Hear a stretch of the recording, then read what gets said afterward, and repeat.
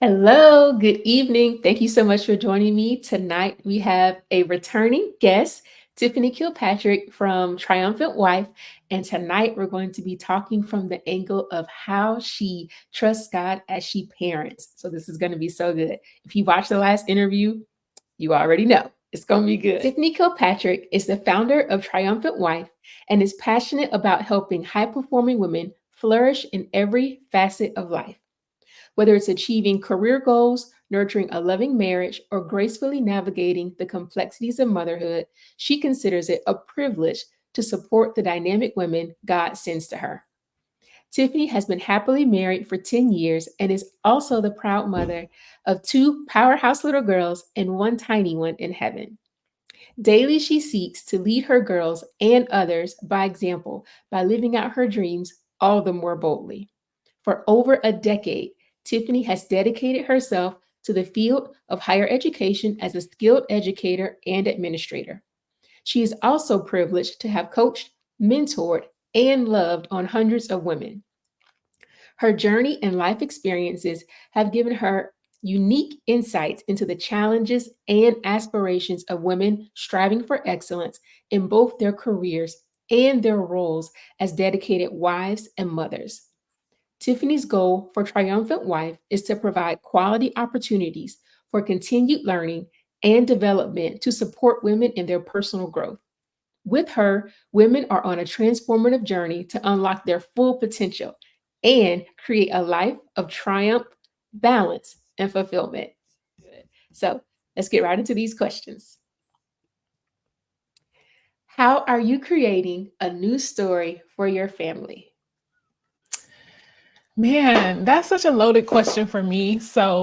Um, I I have two girls, and one of the things that's really, really important to me is just that they walk in confidence, like just a God-given confidence. And what I'm learning is that they really do love themselves. Like they think that they are it, honey. That's just the way. And if you know my girls, you especially that older one, a lack of confidence is not something that she deals with. But what I want so much for them is to just have a confidence in who God has created them to be. And I want to make it very, very clear that that confidence doesn't have to be attached to their achievement or their performance.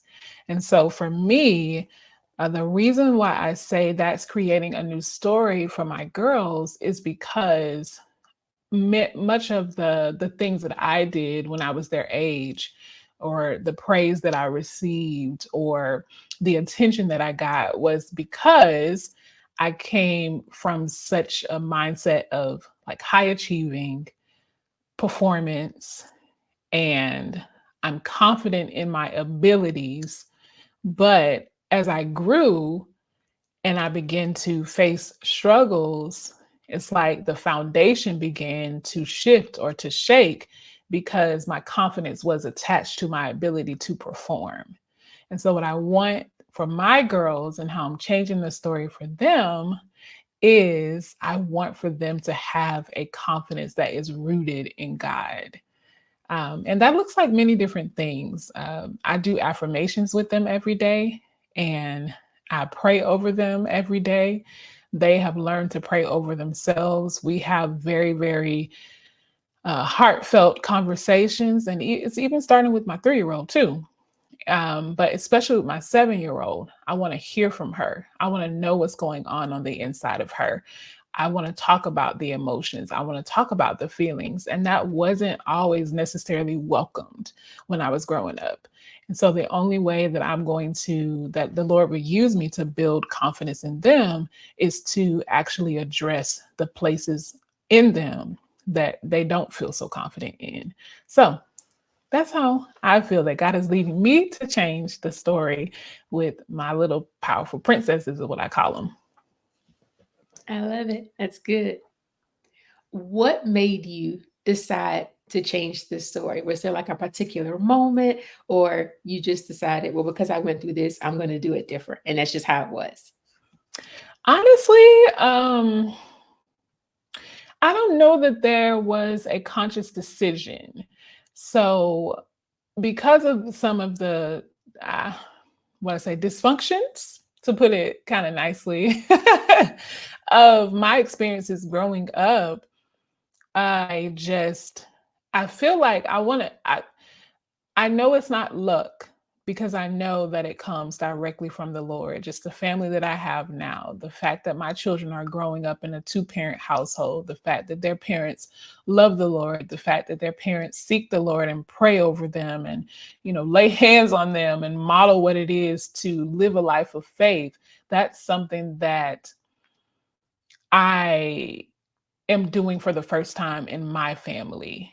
I did not necessarily see that in my immediate family, but it's something that I just kind of, I don't want to say fell into, but it's just when the Lord brought my husband or brought me to my husband, I saw that there could be so much more than what I had seen in my past.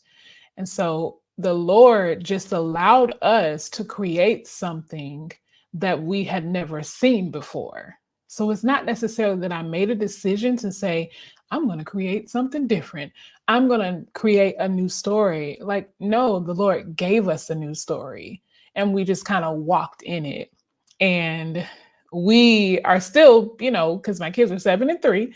So we're still figuring this out. But our commitment is just to walk in the story that God has given us day by day, moment by moment. So, yeah, it's not been a conscious decision. It's just been the Lord has been kind and He has been faithful to give us something new and to help us to do what we literally have never seen done before. That's still good because I think it encourages people who feel like, if you're watching this interview, now you know of someone who didn't have like a light bulb moment. So when you think about maybe family or friends that you are praying for them to get it, if he gets them, hopefully everything else is going to go right with it. So I hope that is an encouragement for people who are hearing this, because in your head you could be thinking about, they need to do this, like, oh Lord, those poor kids, and it's like, let him get the heart of the parent and watch what he does. So yeah, I just That's feel that good. in there. Okay, once you decided you wanted to change the story, or well, you said you didn't do anything, but as you have been doing that, are there any practical steps that you have taken, excuse me, to continue to reaffirm or to continue in that? And you kind of already mentioned it, but if you have anything else, you can add it. Yeah. So I think that the temptation, or at least what I've experienced, I'll just speak from my own personal experience. The temptation is to allow motherhood to be all consuming, to be the thing that we really just like pour ourselves into and just give everything to. And to a certain degree, I don't necessarily disagree with that. The call to mother is a heavy one, right? I don't believe that the Lord desires for us to take it lightly. So it's not always going to feel like something light. But so that call is a heavy one, but we can't get so lost in it to where we lose the essence of us. And so, what I believe that looks like is investing and being intentional about other things, right?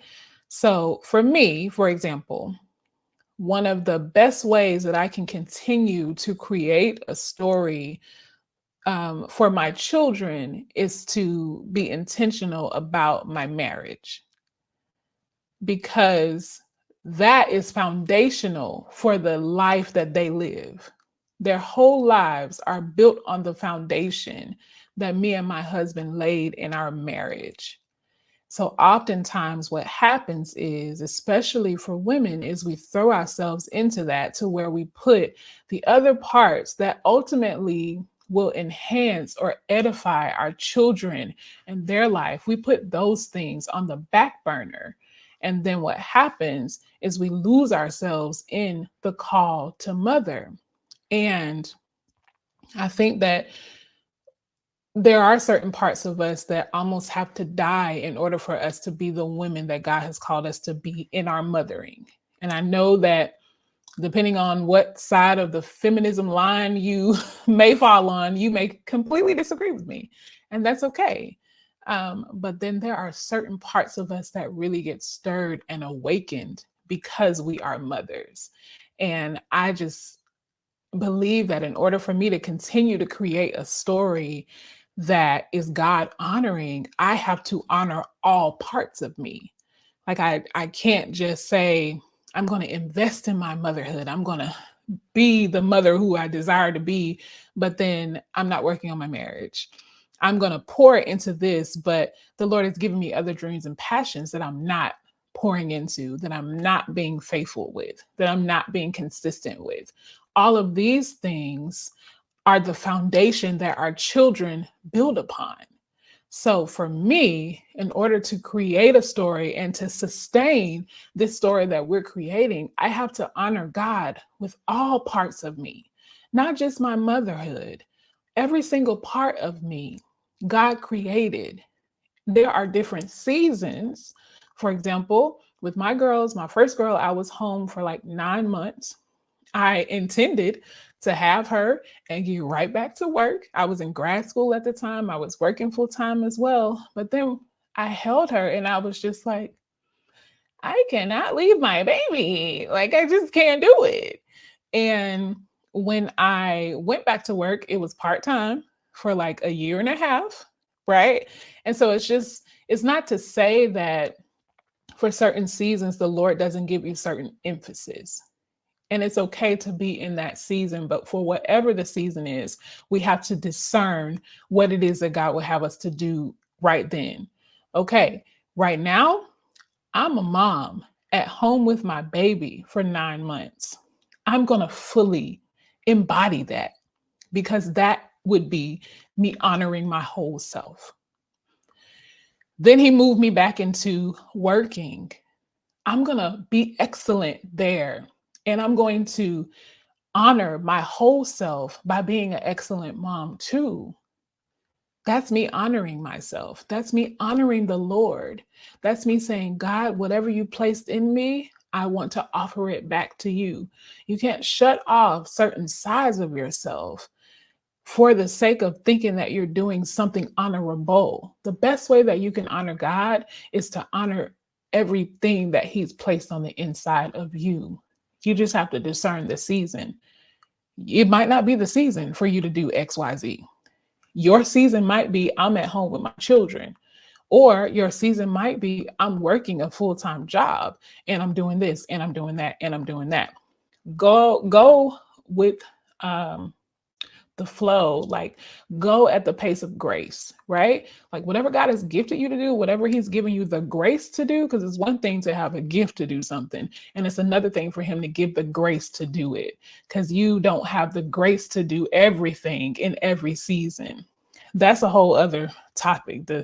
We can have it all, we can do it all, we can, yes, we are dynamic creatures as women, as mothers. The Lord has placed those things on the inside of us, but it's so important if we want to create a new story and if we actually want for this story to be maintained. We have to honor God by honoring the things that He's placed on the inside of us. And we have to ask Him, what have you graced me to do in this season? And how can I walk out that grace in a way that honors the places that you've called me to? So, yeah. I know I answered the question and then some, but there you have it. No, that was good. That was good. Um, Next question. Has the change been easy or has it taken time to adjust to the way that you feel the Lord is calling you to parent? Um, I shared this with my oldest baby. We have very honest conversations. But there was a time where I felt like I sucked at motherhood. I just thought it was so overwhelming. I had this picture in my mind of how I should be as a mom, and I never measured up to my own self-proclaimed standard. I just felt like I was always falling short, like I was not good enough. And that even when people would tell me, wow, you're such a great mom, and even when I would look at this baby girl and just know that she was just totally in love with me, there was something on the inside of me that just did not feel like I was a good mom, that just did not feel like I was cut out to be her mother. Like I just always, in the beginning, for probably the first 2 years of my oldest baby's life, I just felt like such a sucky mom. And that's because I treated motherhood like it was a performance where I had to show up and be excellent and never mess up and never be human in order to be good at it. Where I had to just put on my superwoman cape, as my husband used to call it, and just fly into the night and just do whatever was necessary for my girls, or at the time it was just one of them. But yeah, and that for me was just a miserable life. I was miserable. I was functioning, fully embodying my role as a mom, but on the inside, there was just so much insecurity. There was so much fear. There was so much neglect of myself. There was just so much self hatred, honestly. I just didn't feel like I could be a good enough mom. And then one day, one of my mentors, spiritual mother at the time, said to me, you're the perfect mom for her.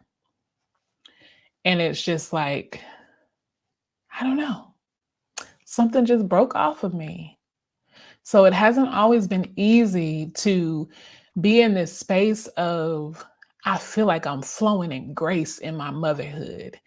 It, for me, was very, very hard. But that's because the standard of perfection that I had, it lacked grace. I lacked grace toward myself. And so, anytime that I was anything less than perfect, which was the majority of the time, I was mean to myself. And I remember one day the Lord was saying to me, what if your inner dialogue was the voice that your girls heard? And that woke me up and it shook me to my core, because I went from I suck at motherhood to, okay, I don't feel like I suck at motherhood so much. And I start doing all the right things, but still my heart and my mind, the thoughts that I was having still hadn't changed. To then, okay, the Lord's helping me to work on the things that I think about myself. Because even if I'm not saying it, these things are showing up in the outward expression, even if they're just inward thoughts. So the script that I had rehearsed was basically that I sucked as a mom. And even when I started showing up outwardly like I didn't suck as a mom, there was still something inwardly that felt that way. So the Lord took me through that journey of dealing with the inward stuff as well, to where I could really and truly walk in freedom and get to a place where I am today, where I feel like, no, I'm not a perfect mother. No, I don't have it all together. But my standard is no longer perfection. My standard is no longer lacking grace. I can give myself the grace that is needed because I've received so much grace from the Father. Once that clicked in my head, like, man, God is a gracious God. He has so much grace toward me. And here I am holding myself to this ridiculous standard as if there is no grace for me here. Oftentimes, it wasn't even my husband's expectation, it wasn't my girl's expectations, it was me. It was my expectation. I had these unrealistic expectations, and that literally choked the life out of me as a mom. Can I tell you one more thing about that too, Brittany? Um, Yeah. so one more thing that I want to say just about that is that we, and I say we as moms, as women, as mothers, we, okay, I'll put it this way. For all of my life, I have been a high achiever, literally never failed at anything. Straight A's, awards, accolades, blah, blah, blah, all that stuff. And then the first thing that happens is you get married, right? And you figure out that you can't achieve your way into a healthy marriage. And then the second thing is like you have children and you figure out that you can't achieve your way into healthy children. There is no, you get an A at the end of the day. Like there is no, oh, you get a star. There is no metric, there's no mark. And so it just feels like even when you have a good day in your mothering, it's like the goalpost just keeps moving because you're like, oh, if I do it this way, I'm gonna get an A today. If I do it that way, I'm across the finish line today. But the goalpost keeps moving because you can't achieve yourself. You can't achieve your way into motherhood. It is definitely something that you grow into and with every day, but it's hard for someone who's bent toward achievement to feel like they are a good mother because you don't see the reward of it immediately. You study for a test, you see the consequence or the benefit of that. You get your A, you move on to the next test. You can work so hard at motherhood and still feel like you have not gotten an A.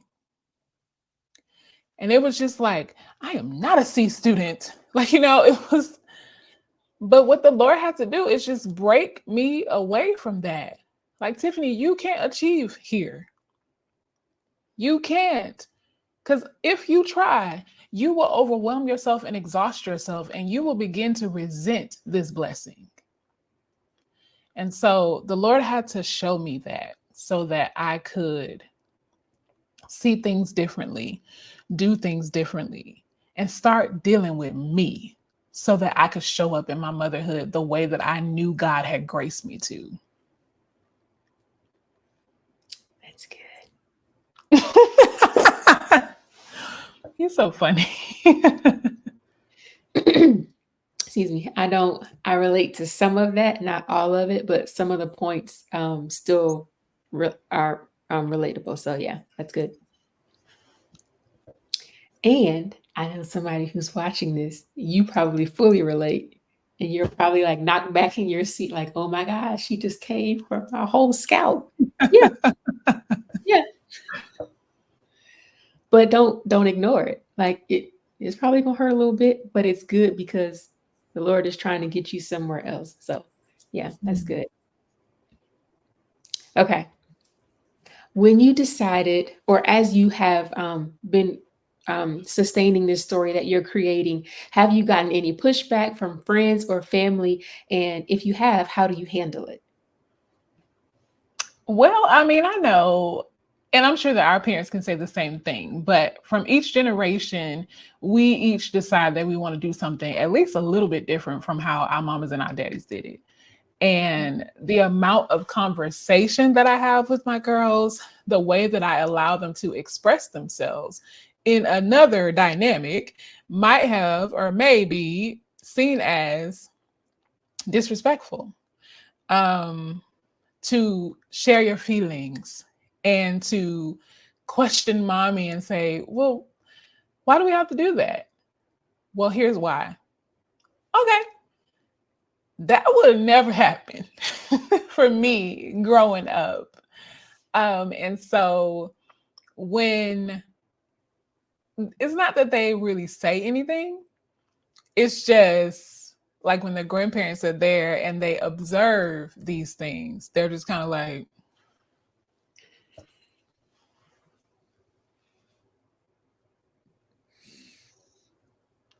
But I just decide that I'm not going to allow that to make me feel insecure, right? In my motherhood. And the other thing is that I'm the one who has to give an account for these children.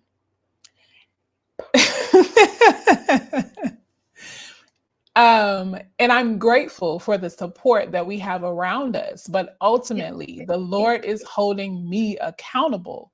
And if I Yes. jack it up, let it be my jack up. Let it be that I jacked it up.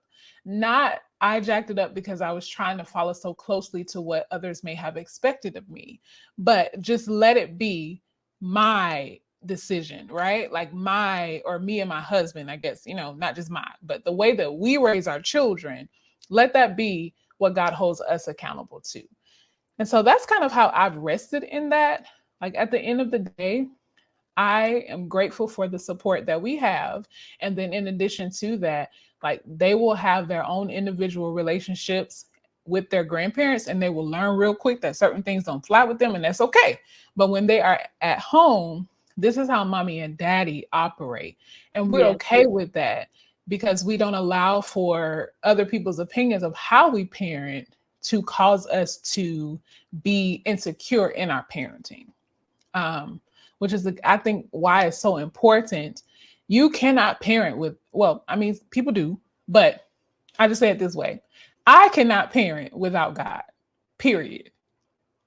I need the wisdom of the Lord to show me how to be a mom to these girls that He sent me. Okay, because the sass is real, the fighting is real, all of it is just real, and I'm not used to that because I like I'm the baby, okay? And I fully embody that. Like, that's just my role in the family. That's just who I am. That's how I show up. I enter that mode when I go and I'm with my mom. I'm the baby girl. That's it. That's it. My sister is almost 11 years older than me. So the dynamics are different between me and my sister and my girls. And so they have their moments, they have their fights. Even tonight, they're just arguing with each other. And I'm just like, hey, go work it out. I don't want to be in the middle of this. Y'all go talk about it, work it out. Because I know the next moment they just gonna be buddy, buddy, friend, friend, and love each other and on the couch cuddling. So I'm not gonna work myself up trying to intervene in all this foolishness that they be putting me through. Like I'm just no. So I need the grace of God to temper me, right? I need the grace of God to keep me calm and collected when all of these female emotions around me are just here.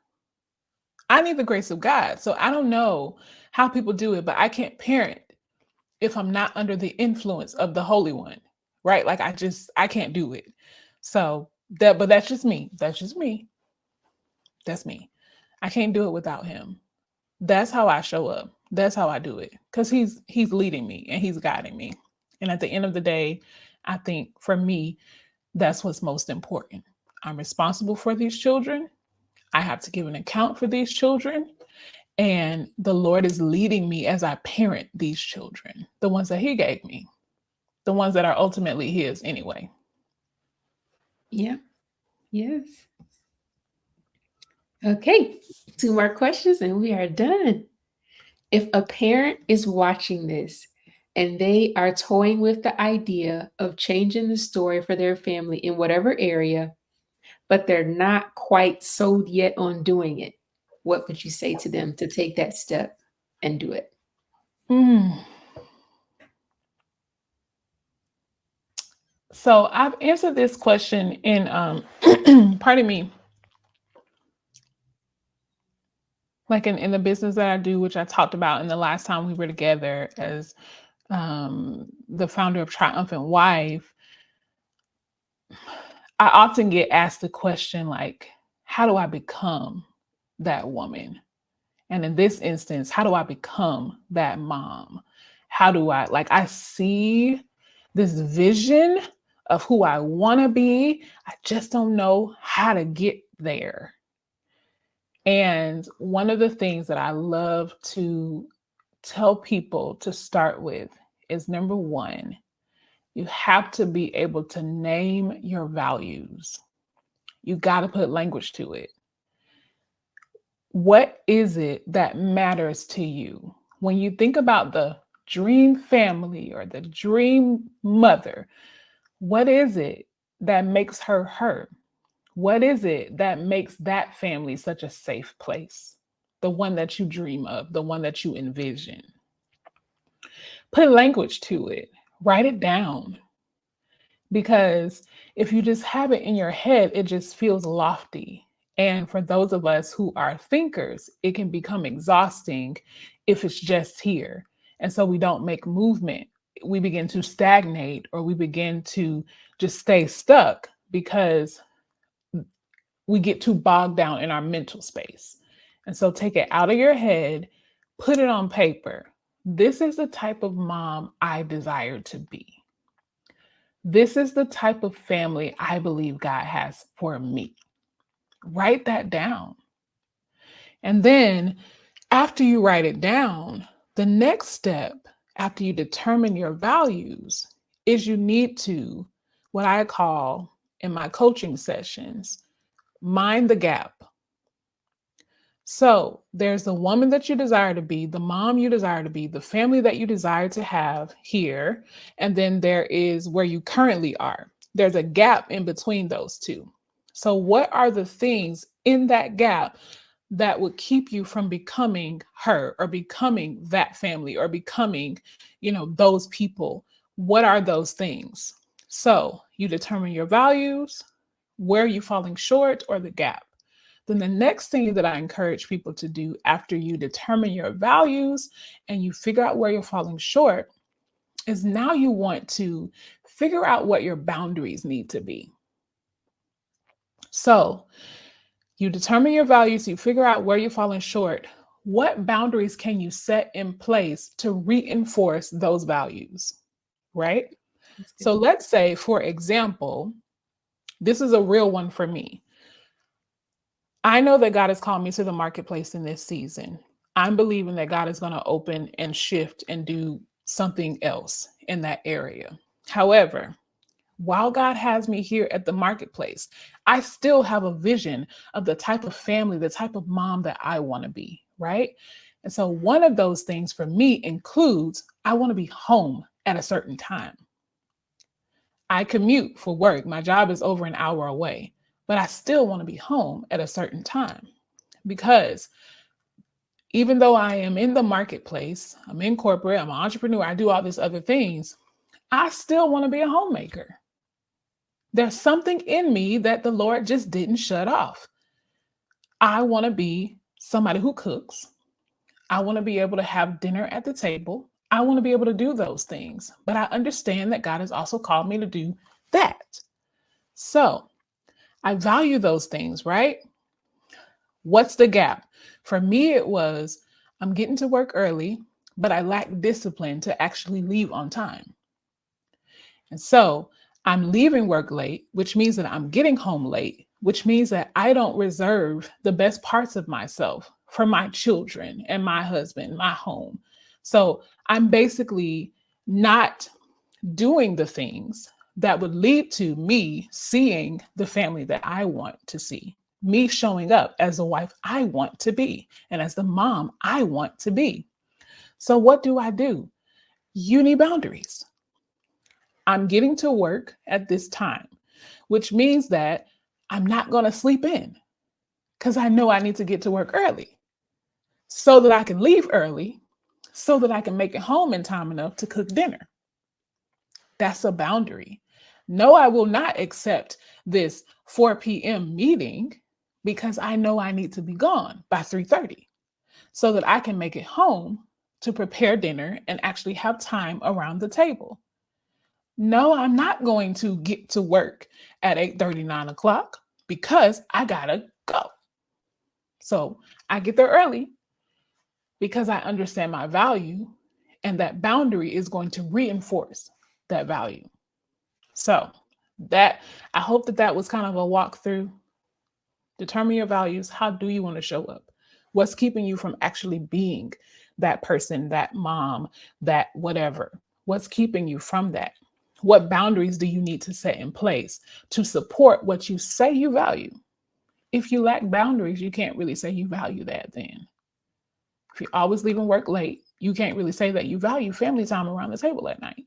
No, you value work more than you value family time around the table.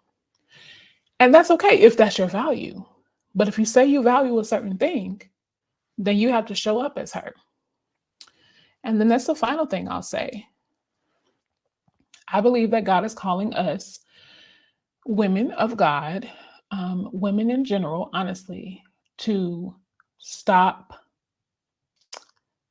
being in this perpetual state of becoming. And what I mean by that is this is not the time to become, this is the time to be. It's either you are or you are not that woman. And what you need to do is show up as that woman, even when you don't feel like you are that woman. I was dressed in suits and heels before I became a leader at my organization because in my mind, I knew I was growing into that woman. And so I'm going to show up as her so that as I grow, you will have already seen me in that way, right? Like I'm not waiting to get to that point to start showing up as her. So let's focus less on becoming and actually embracing, saying, you know what? No, this is the new me. Introducing the new Tiffany. This is me to myself, right? To yourself. Introduce yourself to yourself and start showing up as her and stop giving yourself the out of, oh, I'm just becoming. No, God has already given you what you need. God has already placed what you need on the inside of you. And whatever it is that He has not given you, you can ask Him for it if you feel you need it. Because we serve a loving Father, we serve a good God. He's not going to withhold good gifts from you. And if He's calling you to show up in your motherhood in a certain way, please trust and believe that He's going to grant you the grace and the wisdom to be able to do that. And so, what we have to do is we have to actually walk in that level of authority and grace and stop shrinking back. We don't have to keep begging or asking for something that has already been given to us. I have it, so I'm going to walk in it. I'm a woman of grace. I'm walking in grace. I have boundaries. I'm going to uphold those boundaries because the Lord has given me grace to do it.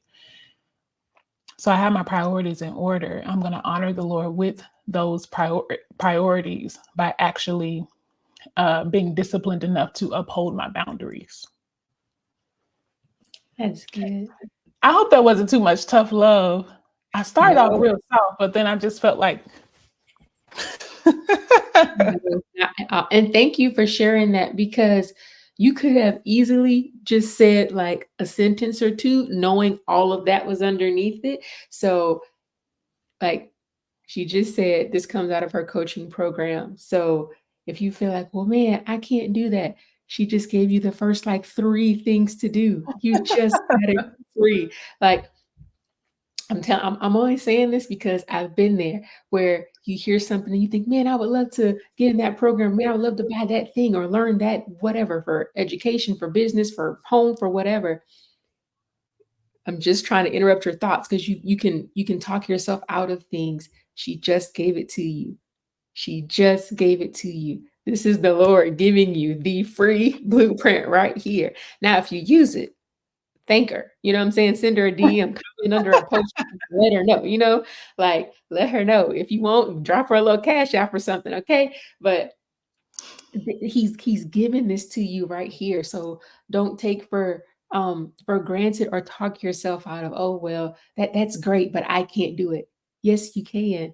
If he's giving you information that you didn't have before and you didn't know how to fix that problem, like she said, going from what you want to be to who you are, she just gave it. So use it. Yeah. Okay. I love that. I love that. Because you're right. Because we could be on YouTube just listening. Listen. And people, if and there's nothing wrong with that because I understand people are trying to make a living, but when somebody is freely giving you information, like take advantage of it. Don't just sit and hear it and just go on about the next thing and wallow. Like take some steps. So yeah, Yeah. it's so good. Okay, rapid fire questions. What is one book or podcast that has helped you in sustaining or creating the story that you're making for your family? I'll give you a book and a podcast. Okay. Um, a book, No More Perfect Moms by Jill Savage. I think it's her last name. But yeah, Okay. No More Perfect Moms is an easy read. Okay. It's real easy, it's real quick, it's funny, it's witty, and it gives really practical wisdom.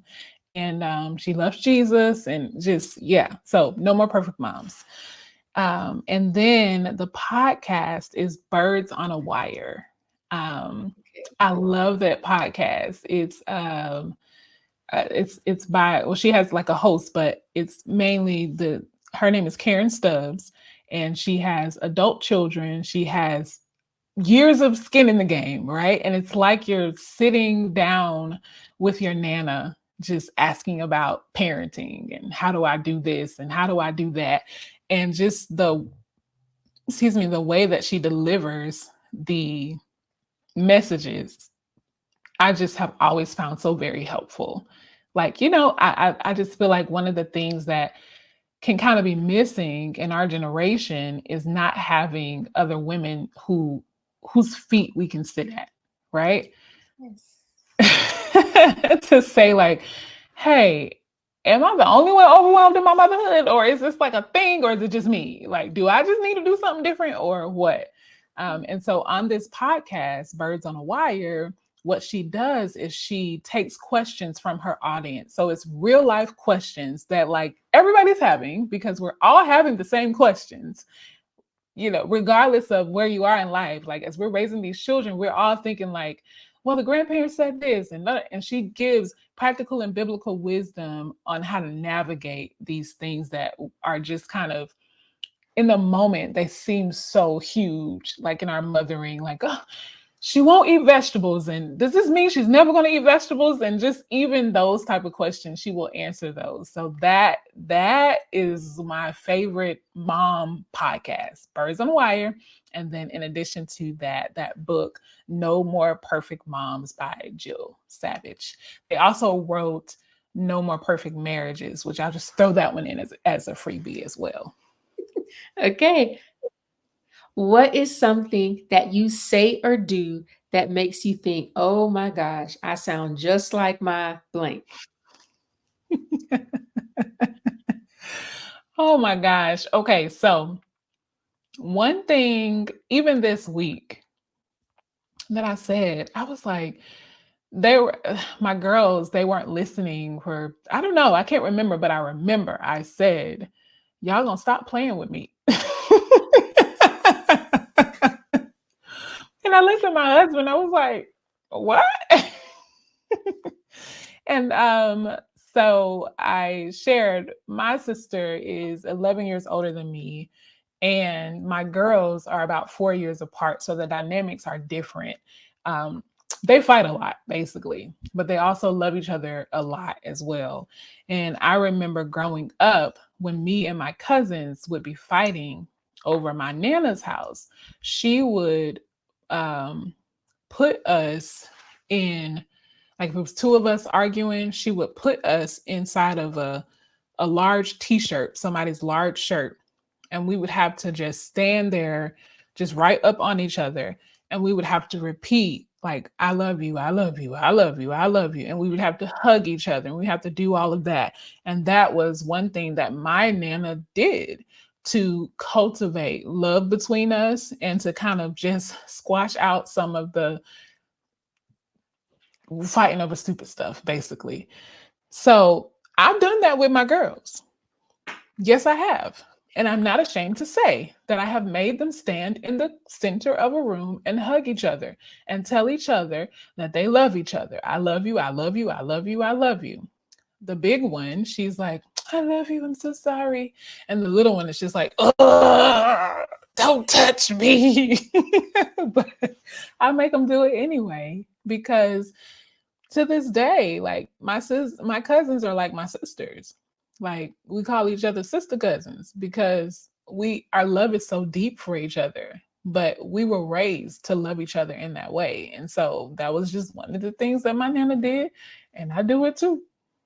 I've seen that on TV, but I don't think I've ever, maybe I have, but that's funny that I now have heard someone say, no, I did it. Mhm. Okay.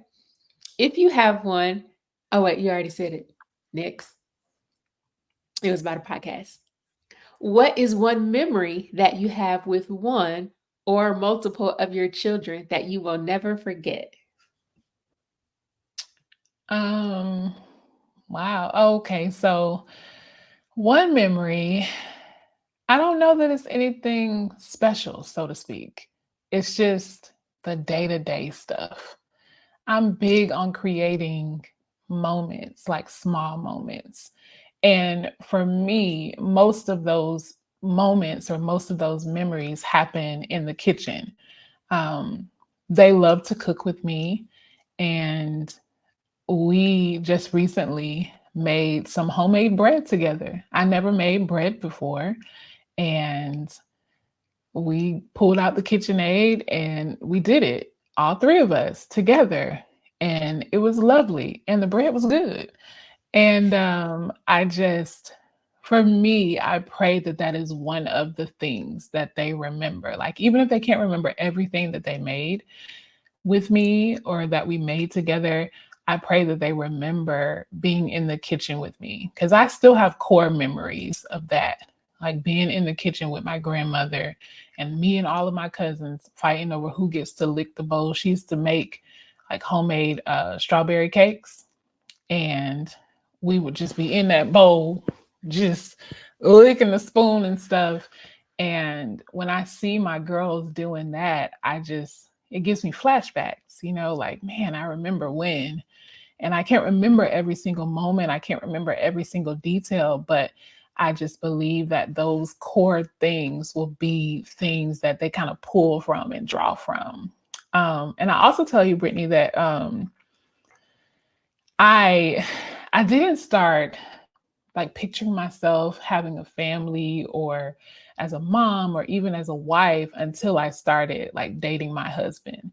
And then when we got engaged is when I started to think of like, oh, I wonder what it's going to be like to have a family together, and just, oh my gosh, it's going to be this. And you know how you just kind of romanticize stuff.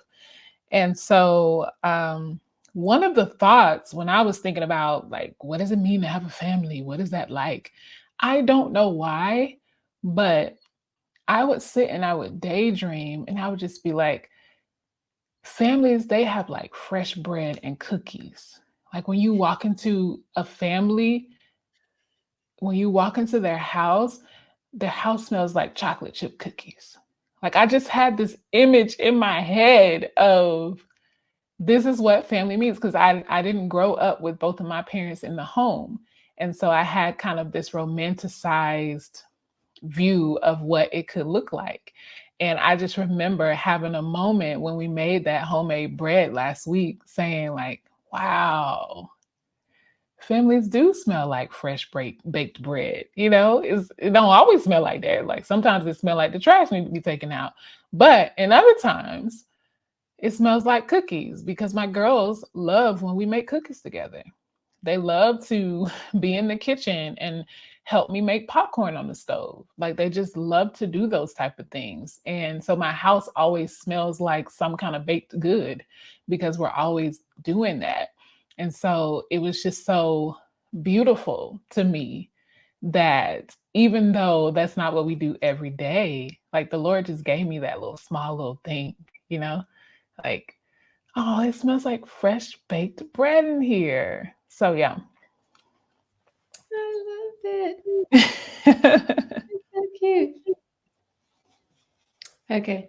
Um, what is a scripture that you hold on to as a parent trying to create or sustain the story that you're creating?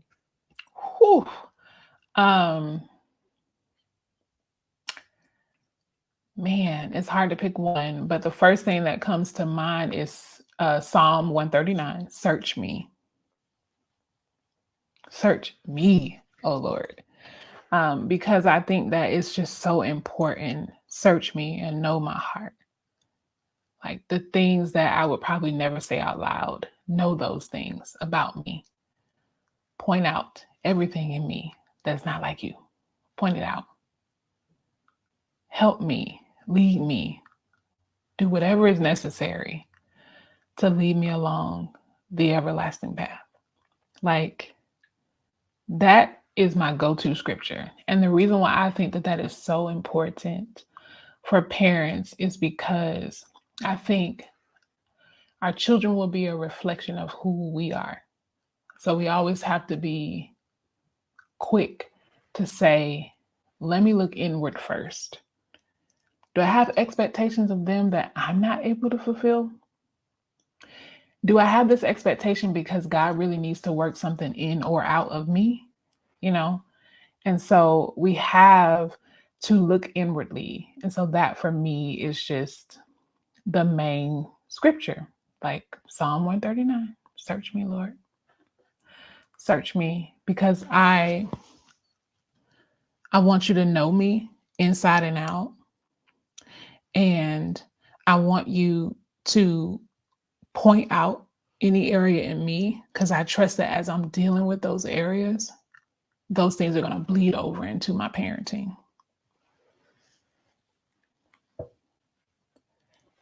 Likewise, if I don't deal with that stuff, it's going to bleed over into how I show up as a mom. Yeah. I'm just letting it marinate. That's good. And that's because for me, I think that was one of the things that I definitely try to be cognizant of, because if I don't, then it's going to come back up some kind of way. And so Mhm. it's like you can deal with it now or you Mhm. can deal with it later. But either Mhm. way, it's going to come up if you have, especially if you have the Holy Spirit, because the Lord speaks to you. He's going to bring Mhm. that thing up. So you're either going to yield, or he's going to take you Mhm. through to get you to say, okay, okay. So Mhm. Yeah. yes, indeed. Because All right. Oh, what go ahead. happens, oh, I'm sorry. No, you're good. The Lord will use these kids to brush up against you and create this friction, this rubbing that's either going to put something in you or take something out of you, right? He will use our children to do that. And if we aren't careful, we will ignore that friction and just kind of keep going. But no, we need to pay attention to that, because the Lord is trying to do something in you and through you. Um, so we talked, that question a little bit earlier about if there's a parent, there's a mom who's kind of like, I want to do this, but I'm not quite. That's one of the ways in which you can kind of make yourself go over that line. When the Lord is using your children to press something on the inside of you, you have a decision to make. You can either respond by saying, search me, point it out, lead me, guide me, or you can do kind of that default thing of, I'm going to ignore what's being pressed up against me and I'm going to discipline you, or I'm going to do something with my child, as opposed to realizing that this moment of your child's misbehavior or whatever the case may be is actually being used to cultivate something in you, or to break something in you, or to impart something to you, or God is using that to highlight something to you.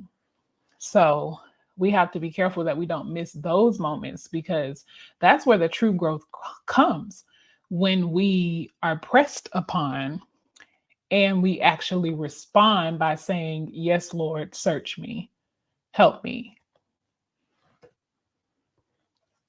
Yes, yes. All right. I'll give you a second to catch your breath. All right. If you're watching, I know you're like, oh my goodness, but it's good. If the Lord is saying this and it's hitting, it's for a reason. So hear it and then pray and ask Him to help you do something about it. He's not saying this, you're not hearing this by happenstance. So, yeah. What is one I will never be that type of parent belief you once had that you no longer have? Oh, it's so many. Was so judgmental, until I had these little world changers. Um, um, I used to, and I'm so ashamed to say it, but I'm gonna be real. I used to be so ashamed, like just so judgmental towards like parents that I would see in the grocery store and their kids wouldn't have no socks or shoes on. And it wouldn't be, the older kids. It would just be the toddlers or the babies, the one that they're pushing in the. And I'm like, I would just be like, why you ain't got this baby out here with no socks on? Like, why you got this baby? They gonna get sick. It's cold. It ain't even cold, but I was just raised that baby should have socks on. Until I had a baby of my own. Baby, as quick as you can put them in the car and put shoes or socks on their feet, they will be 3, 4, 5, 10 times faster than you and take them off. And do you think I am going to fight with the toddler when all I need to do is get in this store and grab some milk and get my butt back to this house so I can cook? No, I'm not. You're getting out of this car.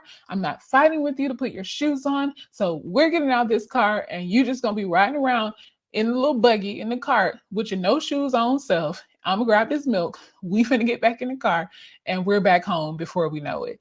But yeah, like motherhood, parenthood will humble you. Okay.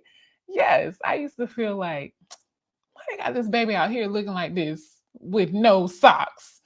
Until I became a mother and had a toddler, and not even a toddler, because I feel like they learn how to take their stuff off at like what, 6 months maybe, Yep. and then just throw stuff, and then you're already overwhelmed, you're already frustrated, you already forgot the milk at your last grocery run, and you need to get in and out of the store, and you could care less about who talk about you and your no socks having babies self. So, anyways. Agree. Okay, last question, and we are done. Who is one content creator that is constantly dropping gems or advice that you have actually implemented in your parenting and it was helpful? Ooh, I would have to go back to I would have to go do I want to say? I will say Karen Stubbs, even though I know like she doesn't necessarily create all of her content, like she does the long form stuff. But I would have to say Karen Stubbs, mostly because of just the humanity that she puts forth. Like she just and also the wisdom, because obviously there's a lot of content creators who are around our age or whatever the case may be, but I just want the wisdom. If you have successfully raised grown children and they are thriving in life, I want to hear from you. I want to hear from you. But personally, I believe that there is room for more of that, and not just from our generation but from like the older generation. And maybe they're not going to get on Instagram, and maybe they're not going to get on Facebook, or maybe they will get on Facebook, but maybe they're not going to get on those platforms. But I think that we long for, or at least I do.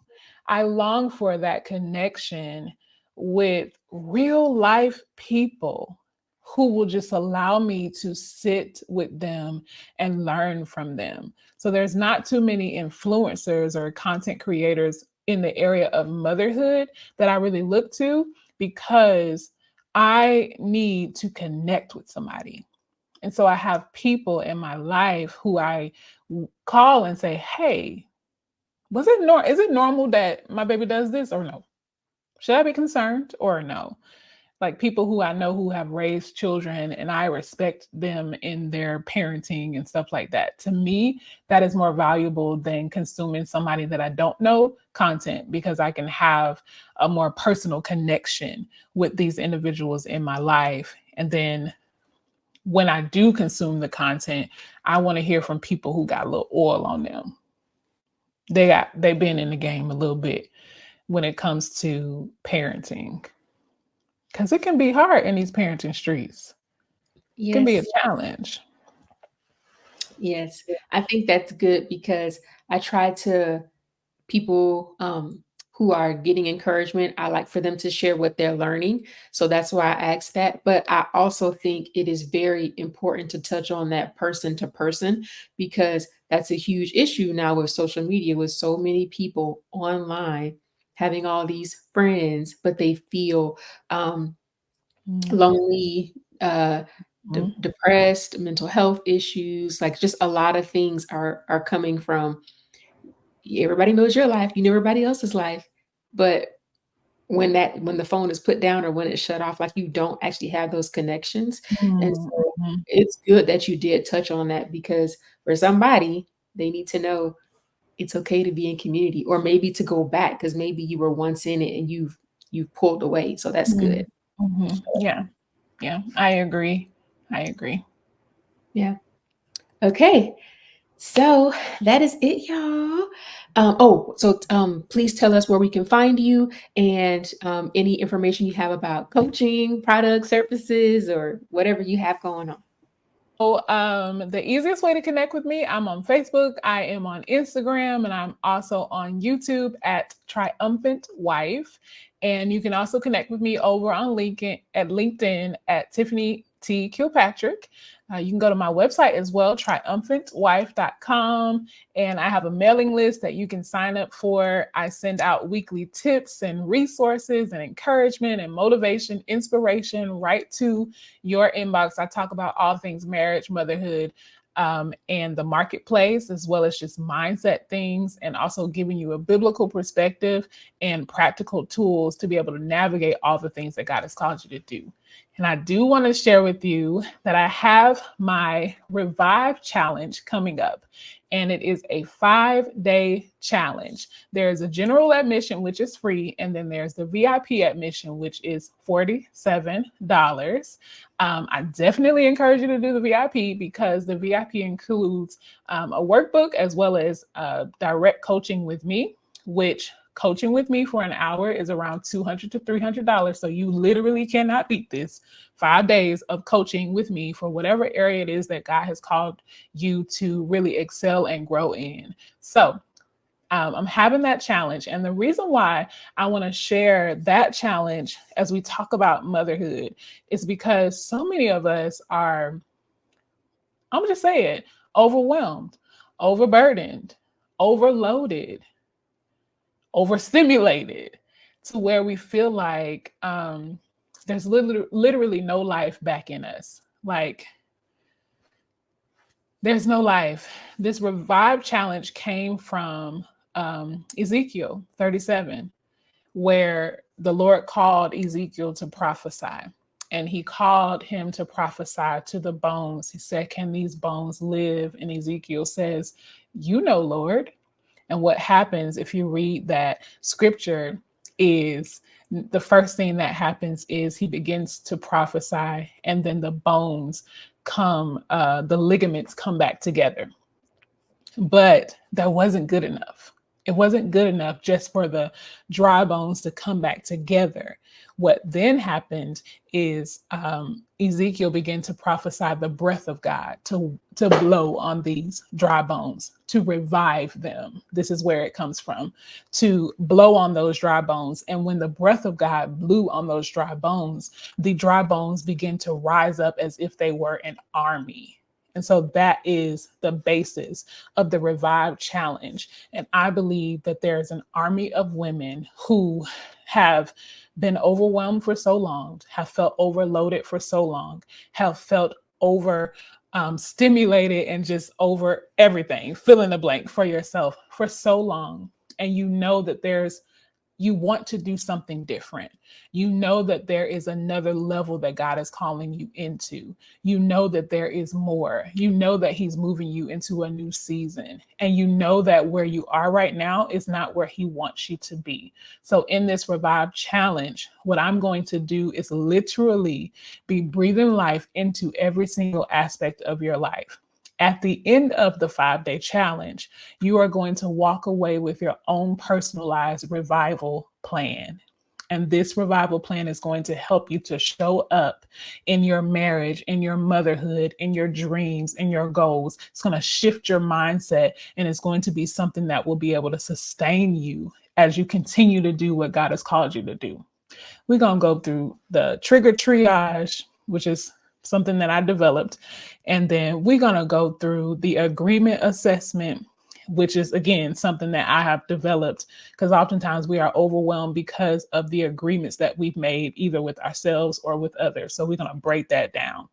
And then, like I said, you're going to walk away with your own personalized revival plan. So join me for the Revive Challenge. Again, 5 days starting at the last week of January. And it is completely free for general admission and $47 if you want to coach with me and have access to me directly. I'm so excited about it. If you want to know more information, that's at triumphantwife.com/revive. So please join me. Super excited. Can't wait to encourage you and cannot wait to pour into you. The Lord has been doing some great things as I prepare for this. And I already know it is going to be a blessing and it's going to be transformative. I love that. Like, I can't plan this stuff. So this is amazing because I have different people that I'm trying to get on the schedule, and I don't hound people. I ask them, "Hey, if you're available, great," and then I just kind of I let it happen. And sometimes, like if I can tell they just forgot and I have to follow up. And so the fact that this interview is happening at this time, I think it is the Lord. Like we talked about earlier, He's giving you the opportunity. To be able to connect with someone that you feel like you're resonating with. Like, don't skip past that. So I'm so excited for what's going to come from this. And please share, like, comment under a post or go give some encouragement to her or write something under here and go like some stuff from her because um, man, like I'm so excited. It's good. And I do my best to make sure that people that I bring onto the podcast have something worth giving. And I think this is going to be really beneficial. And what a great way to start off the first month of the year. So I'm excited for you if you're watching this and you think, yeah, this is for me. So yeah. Thank you so Awesome. much, Tiffany. Thank you. Thank Thank you. you. Thank you for having me. This has been a treat. I'm so excited. Absolutely. Okay. All right, y'all. Bye.